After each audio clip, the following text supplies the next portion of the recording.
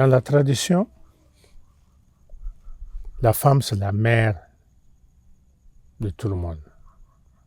La fille, on la prépare déjà dès son jeune âge pour qu'elle soit la mère. Et en ce moment, qu'est-ce qu'on la fait? On la donne des habits féminins et on donne des conseils de femme. Autrefois, c'est pas comme aujourd'hui, nous avons l'école, non. Autrefois, c'était comme ça. Et la femme était confiée à des sages, les femmes les plus âgées, pour leur montrer les conditions. Et autrefois, quand il y avait, qu'est-ce que vous appelez ça, la circoncision des filles, l'excision.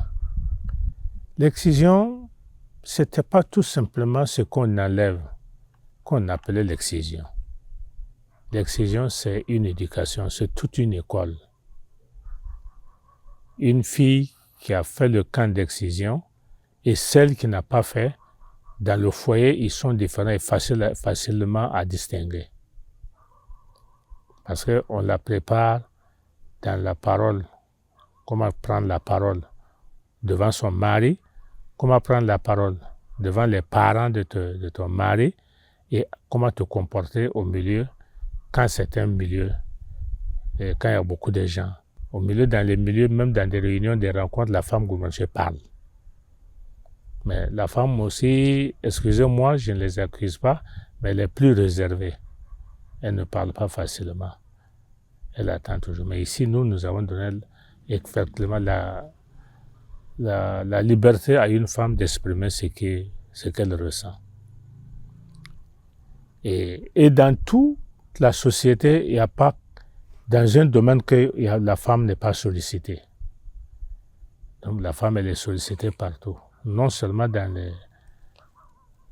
les travaux champêtres, même la préparation d'un roi, la préparation d'une naissance, la préparation dans tout, la femme, elle est considérée. Autrefois, même le gourmandier, nous, on savait nommer une reine. À Fada, ici, le roi, jusqu'à présent, ce n'est pas fini, elle peut toujours nommer une reine. Et en gourmandier, on appelle Obar Natano, la sœur du roi. Dans le gourmand ici, là, les femmes même guerrières, nous avons eu même des femmes guerrières qui ont fait la guerre. Non, ce n'est pas à négliger. Je vous dis que la fille dans la cour, là, ce que les Moussés appellent Wemba, là, une Wemba, dans la cour, tout ce qu'elle dit, ce que l'homme prend une décision brutale qui n'arrange pas, qu'est-ce qu'on court chercher? C'est la Wemba ou bien c'est le neveu? C'est la femme qui était tout pour l'homme. Une femme paresseuse, son mari est le mari le plus pauvre. Une femme travailleuse, c'est la famille la plus fière. Et son mari est le plus heureux au milieu des autres. Pourquoi? Parce que le mari va cultiver le coton. Et c'est la femme, après les travaux champêtres, après tous les travaux de jour, la nuit, elle prend pour filer le coton. Et c'est en filant le coton qu'elle peut tisser des bandes. Et à partir de ces bandes, elle va s'habiller et habiller son mari. Et ça, elle va rester et puis vendre. Ça, au prix de ces ventes-là même, elle est déjà riche. Dans tous les coutumes, est-ce qu'un homme peut faire un sacrifice sans la femme? Non. Devant le fétiche, c'est la femme qui va délayer l'eau blanche. Si ça a préparé le dolo, c'est sa femme qui va préparer le dolo. Si c'est préparé le taux, c'est sa femme qui va préparer le taux. Seuls certains gris-gris que c'est interdit que la femme ne touche. Écraser le mil sur le meule, c'est la femme. Piler dans le mortier, c'est la femme. Mais ça ne veut pas dire que c'était un esclavage. Parce que les rôles étaient déjà partagés comme ça, qu'on connaît. La femme, quand tu la maries, elle connaît cela. Tous les travaux ménagers, c'est les femmes. Sinon, quelqu'un qui a des animaux, c'est l'homme qui part au pâturage, ce n'est pas la femme. C'est l'homme qui entretient le cheval. Quand la case tombe, c'est l'homme qui l'a construit. Aller chercher les pailles et les bois pour venir couvrir la chambre. Aller creuser de la terre pour étaler là-dedans et la femme va battre ça et puis ils vont habiter. Quand la natte La porte de la femme n'est pas fermée, comme fermée avec des nattes. C'est l'homme qui va aller chercher de la paille, venir tisser des secours pour fermer, ou bien faire les clôtures. Non, c'était pas tout qui est la femme. L'homme aussi, ce qu'il avait, c'était aussi beaucoup considéré aussi. Voilà. Mais c'est que la femme, le rôle de la femme, c'est presque chaque jour. Mais l'homme, c'était de temps en temps. Par exemple, si une fois qu'on fait la clôture, on a terminé de faire la clôture, qu'est-ce que l'homme va faire? Il va aller préparer le nouveau champ. Aller abattre les arbres et puis préparer le champ, attendre le moment, les semis. Ça ne veut pas dire que l'homme ne faisait rien. Non, comprenons les choses comme ça. Voilà, l'homme faisait aussi son rôle et la femme aussi faisait aussi son rôle. L'homme, j'ai vu, je n'ai pas entendu, j'ai vu l'homme porter les canaris d'eau, aller puiser de l'eau pour sa femme. Ça, j'ai vu, puisqu'il n'a qu'une seule femme. Et la femme, avec les enfants et tout consort, l'homme, il est obligé de l'aider. Mais, pour dire dans la société, ce travail aussi révolu à la femme. Ce n'était pas un esclavage comme les gens l'entendent. Effectivement, il y avait beaucoup, les femmes travaillaient beaucoup plus que les femmes souvent. Quand il y a la guerre, la femme ne part pas. C'est les hommes qui partent. Et voilà pourquoi elle revient. Et c'est l'homme-là qui va aller défendre. Il peut rester là-bas comme il peut revenir. Ce n'est pas interdit à un homme d'aller chercher du bois. Non. Ce n'est pas interdit à un homme d'aller puiser de l'eau. Non. Ce n'est pas interdit à un homme, s'il n'y a pas autre chose à faire, de piler. Mais il ne faudrait pas que ça soit de façon exposée que tout le monde va dire que c'est un devoir pour lui. C'est un devoir de la femme, mais ce n'est pas interdit que l'homme l'aide. En tout cas, moi, ce que j'ai vécu. Je prends un exemple. Une femme qui met au monde tous des garçons, qui n'a pas de fille. Qu'est-ce que ces garçons-là font? Ces garçons-là font tout. Ils pilent, ils écrasent le moulin, ils s'en vont chercher du bois, ils cherchent et ils aident leur maman à préparer. Et le jour que la maman est malade, il est obligé de s'asseoir et préparer. On dit c'est honteux de voir, c'est tout. Ça ne veut pas dire que c'était une interdit. Non. Ce n'est pas une interdit. Et on ne va pas te bannir pour ça. Et le garçon qui arrivait à aider sa maman dans le ménage même, c'est ce garçon-là devait gagner la femme plus vite, plus tôt que les autres. Parce que c'est quelqu'un qui va venir voir et dire « Ah, il y a un problème dans la famille d'Intel. » Il dit « Pourquoi ?»« Ah, ces enfants-là sont grands, comme ils n'ont pas de femme, ce sont eux qui préparent pour leur maman, ce sont eux qui aident leur maman. Si tu prends ta fille là, tu le donnais, est-ce que ça ne devait pas les aider ?» Je vous ai dit qu'autrefois, la femme n'était pas autorisée à tisser, faire le tissage. C'était comme si c'était interdit. Mais aujourd'hui, le temps moderne est venu, les femmes tissent mieux que les hommes encore. Donc, ce n'est pas interdit. Ce n'est pas tout qui est interdit. Non. Okay. Porter un bébé, laver un bébé. Moi, j'ai élevé des bébés. Dans notre cours, là, il n'y avait pas une fille quand mes frères qui sont nés après moi, il n'y avait pas une fille. La seule fille qui était avec nous était partie avec le grand frère, qui était fonctionnaire. Et il suis resté le garçon qui pouvait élever les enfants. Si je peux vous citer les enfants que j'ai élevés, ils sont maintenant des vieux avec courbés, mais moi je suis encore debout. Voilà. C'est pas interdit. C'est parce que quand il y a quelqu'un d'autre à faire, on dit ça c'est révolu à la femme. Quand il n'y a personne qui va le faire, tu le fais obligatoirement et ce n'est pas honte, ce n'est pas interdit, ce n'est pas un tabou. Même ici, moi j'aide ma femme. Quand le jour que je vois que ma femme n'a pas le temps, je peux balayer la cour. Je peux nettoyer, balayer et nettoyer même la chambre. Quand elle n'est pas là, je peux puiser de l'eau. Quand elle n'est pas là, je peux chauffer l'eau et faire tout ça. Moi, j'admets. Le jour que moi je vois un garçon qui est en train d'aider sa femme, moi je l'admire beaucoup. Normalement, pour dire la vraie vérité, là, tout retomber sur l'homme. Et tu dois prendre une femme pour venir pour t'aider. Ce n'est pas parce que Paris va t'aider, maintenant tu vas prendre tout, mettre sur sa tête. Non. Tu vas l'aider. Elle est venue pour t'aider, donc toi aussi tu ne vas pas tout abandonner à lui. Il y a des choses que les gens font avec brutalité, et sans raison. Ils disent tout simplement c'est comme ça, et c'est comme ça. Moi, j'ai vu des familles qu'on a interdit les garçons de porter même le mille, aller écraser au moulin. Que non, que ce n'est pas le rôle d'un garçon. Mais qu'est-ce que ça enlève?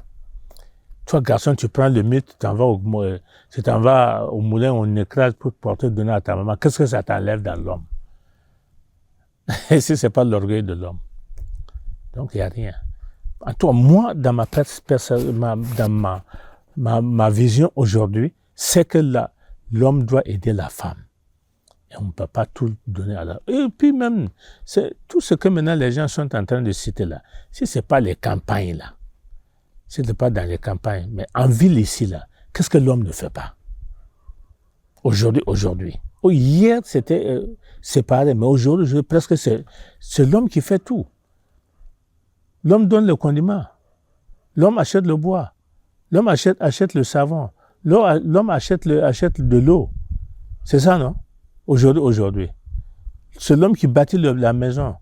Aujourd'hui. C'est rare de voir une femme qui va se marier et puis se mettre à prendre son argent et aider son mari à construire des maisons.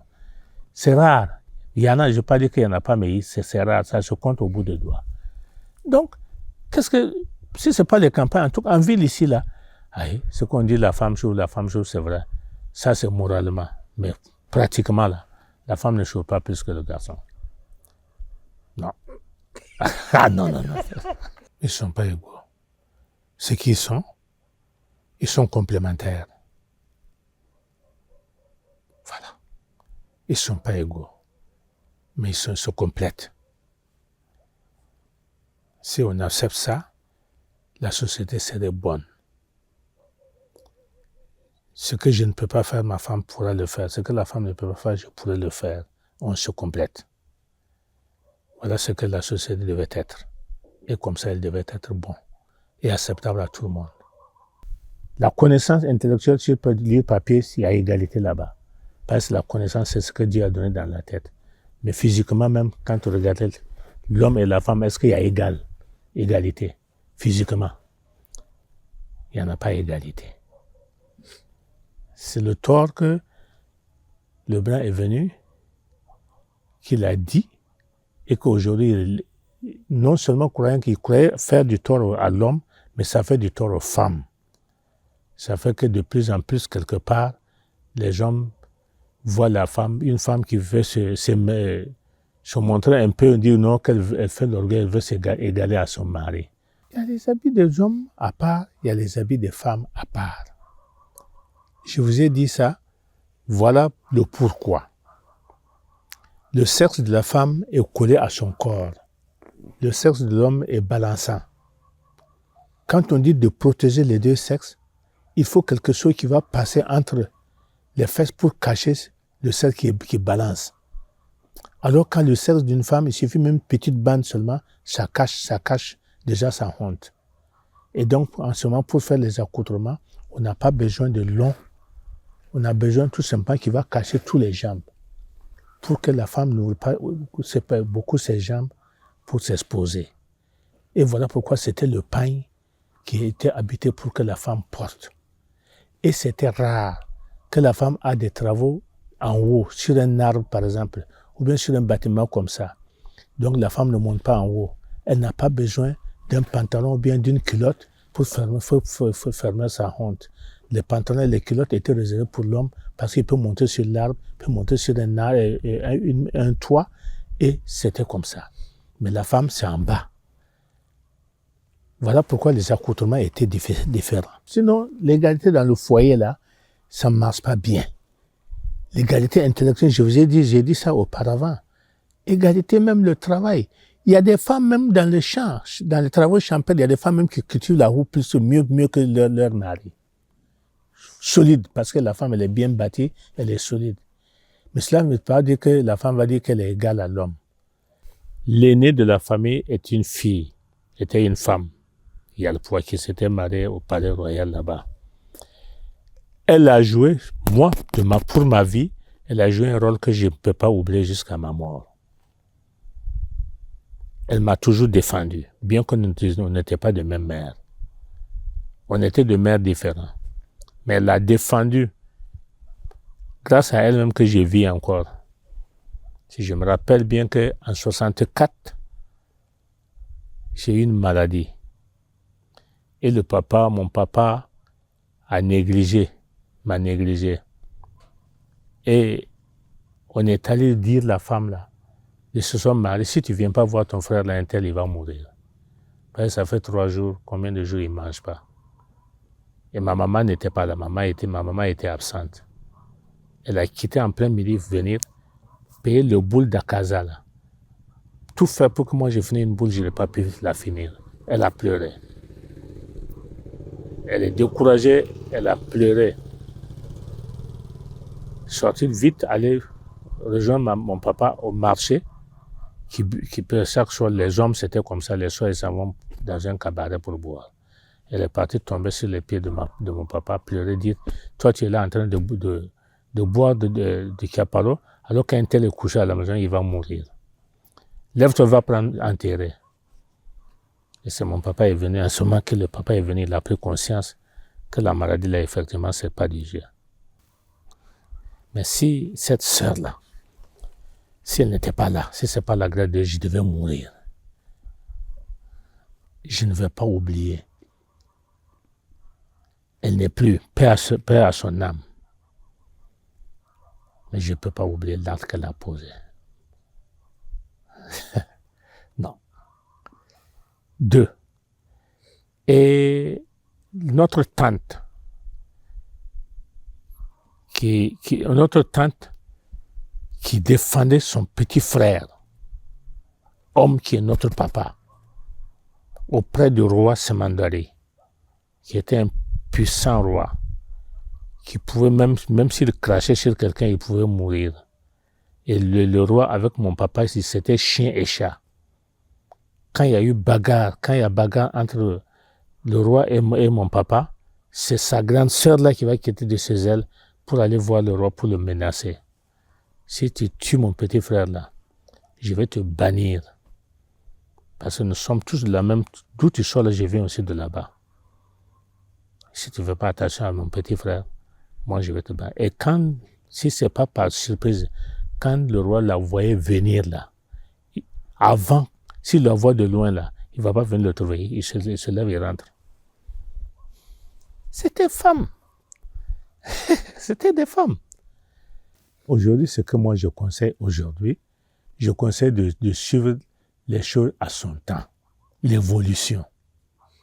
L'éducation, il ne devait pas avoir une éducation à part une fille, une éducation des hommes à part. Les enfants, la considération aussi, on ne devait pas considérer un garçon plus qu'une fille.